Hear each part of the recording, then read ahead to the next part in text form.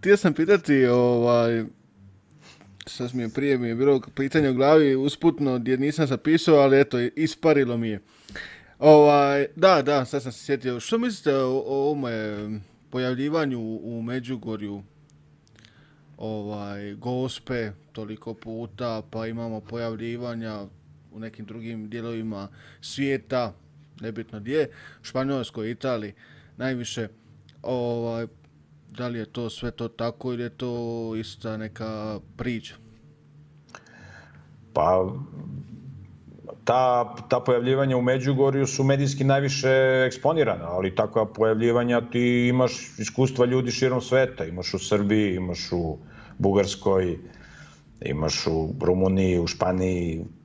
Na svim kontinentima ti kad pogledaš iskustva tih ljudi koji su imali susrete sa Devicom Marijom, nekima se javljao, ja sam pričao s ljudima koji su mi pričali kako im se javljao Sveti Petar, ovima se javljao Sveti Pavle, apostol i tako dalje. Sve to ista priča. Po Bibliji ljudi kad umru oni spavaju i nije moguće da mrtav čovek se ljudima prikazuje.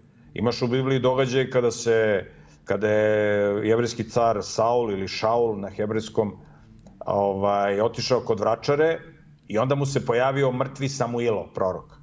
Znači, vračara je prizvala demona koji je simulirao umrlog Samuila. I vidimo iz poruke koje je tada taj demon koji je simulirao Samuila kazao Saulu. Saul je tražio od Samuila pomoć, pa je otišao kod vračare. Samuilo, taj demon koji je simulirao Samuila, mu rekao gotov si, nema ti spasa. I to nije Božja poruka. Božja poruka je pogrešio si, pokaj se, popravit ćeš se. A demonska poruka je uvek navlačite na greh. Kad ti počiniš greh, onda ti demon kaže sad si gotov. Bog ti to nikad neće oprostiti, gotov si. Znači najbolje da se ubiješ i nema ti spasa. Tako da ta priča sa Samuilom kad mu se kod vračare pojavio demon koji simulirao Samuila, to je ono što se dešava širom sveta, demoni simuliraju umrle ljude. Onda će neki da se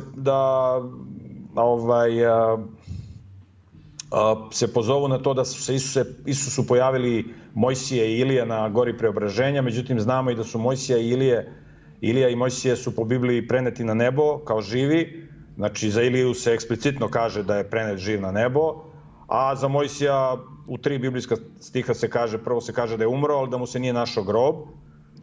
Na drugom mestu se kaže u Rimljanima poslanici da je smrt carovala od Adama do Mojsija, jer je Mojsije prvi koji je vaskrsnut, a u Judinoj poslanici u 9. poglavlju se govori kada je Isus Hristos, koji se takođe naziva i predvodnik anđela, jedno od njegovih imena je Mikael na hebrejskom, što znači ko je kao Bog, taj arhianđel ili predvodnik anđela, koji Mojsiju se predstavlja kao Bog Avrama, Isaka i Jakova, on se raspravljao sa Sotonom kada je vaskrsavao Isusa. I onda se Sotona bunio za Mojsijevo telo, zašto ga vaskrsao, to ima u Judinoj poslanici. Tako da su se i Mojsije i Ilija javili Isusu kao neko ko je živ.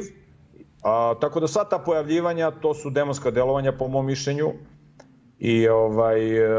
Ali ljudi prizivaju demone širom sveta svojim nemoralnim životom i takve stvari se dešavaju, tako da to je moje mišljenje. Naravno, svako ima pravo da... Ja pričam na osnovu biblijske nauke, ne pričam neki stav neke verske zajednice, nego bavim se isključivo naukom. Nauka kaže da postoje ljudi koji su na strani Boga, oni koji su protiv, postoje Božji zakoni, ako živiš po Božjem zakonu, na Božjoj si strani, ako ne živiš, jedno od zapovesti je zabranjena komunikaciju sa mrtvima, koga interesuje može da pročita 5. knjiga Mojsijeva 18. poglavlje.